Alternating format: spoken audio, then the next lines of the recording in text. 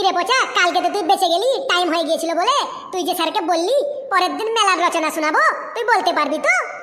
ওটা নিয়ে তুই চিন্তা করিস না, স্যারকে একবার আসতে দে, তারপরে আমার খেলা দেখ। চুপ সবাই, স্যার আসছে।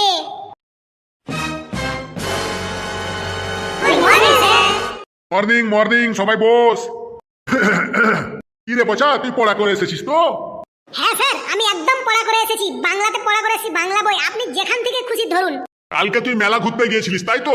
বেশ, তাহলে ঠিক আছে, তোমার দেখা মেলা সম্পর্কে একটি রচনা বলো। স্যার আমার দেখা একটি মেলা তো স্যার বলছি স্যার আমাদের বাড়ির পাশে স্কুল মাঠে প্রতি বছর 1 জানুয়ারি থেকে 5 দিন ব্যাপী একটা মেলা বসে।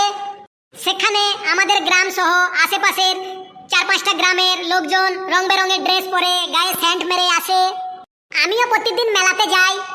প্রত্যেক মেলায় চিরাচঞ্জিত ঐতিহ্য খাবার কিনে খাই। আমার ফেভারিট খাবার হলো সেই মেলার ঘুগনি মুড়ি আর ফুচকা। আমি ওই মেলায় প্রতিদিন যাই আর ঘুগনি মুড়ি আর ফুচকা খেয়ে মেলায় ঘুরে ঘুরে ঐতিহ্য দেখে মজা করে আসি।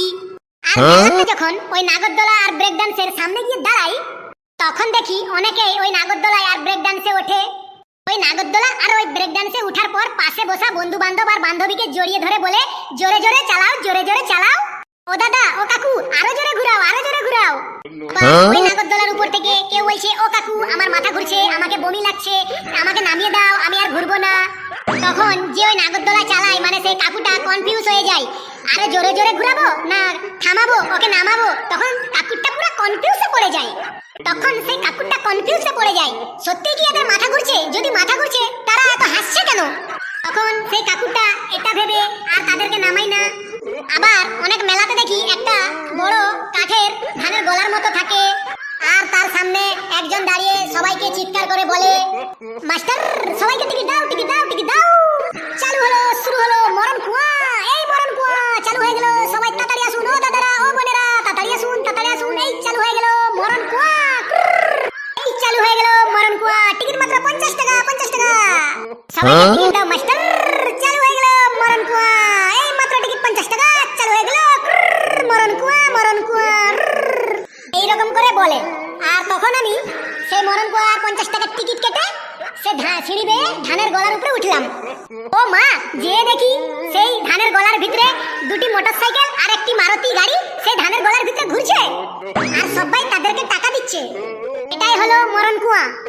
মেলাতে কুকুর, ঘোড়া, ডাইনোসর, বাঘ, সিংহ, জিরাফ, কুকুর, ছাগল, বিড়াল, ভাল্লুক, তারপরে নানান মডেলের গাড়ি সব কিছুই 20 টাকায় পাওয়া যায়। এমনকি যুদ্ধের ট্যাঙ্কার, হেলিকপ্টার, এরোপ্লেন মাত্র 20 টাকায় পাওয়া যায়। 20 টাকার দোকানে, সেই দোকানের সামনে একটা মাইক লাগানো থাকে, আর মাইকে বলতেই থাকে, ও দাদা ও বৌদি হাতি নিন মাত্র 20 টাকায়, সিংহ নিন মাত্র 20 টাকায়, এরোপ্লেন নিন মাত্র 20 টাকায়, হরেক মাল 20 টাকা, 20 টাকা, 20 টাকা। আর হেলিকপ্টারটা নিন মাত্র 20 টাকায়, দামাদামি করবেন না, একদম মাত্র 20 টাকা, 20 টাকা, 20 টাকা। ও দিদিরা ও বৌদিরা কোথায় যাচ্ছেন? আসুন আসুন, এখানে নিয়ে যান, সিংহ নিয়ে যান মাত্র 20 টাকা, 20 টাকা, 20 টাকা। আবার মেলাতে কোনো কোনো জায়গায় ফুচকা দোকানের সামনে, ফুচকা দোকানের সাথে কাস্টমারের কথা কাটাকাটি হয়ে যায়।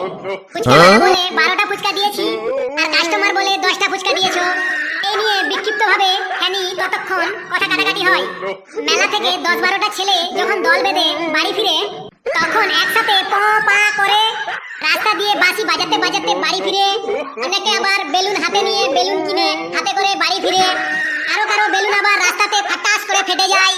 প্রত্যেক মেলাটা ঠিক এইরকমই হয়, আর আমাকে প্রত্যেক মেলাটা দেখতে খুব ভালো লাগে। মেলাতে তো আমাকে ঘুরতে খুব ভালো লাগে। স্যার কেমন লাগলো স্যার আমার মেলা নিয়ে রচনাটা?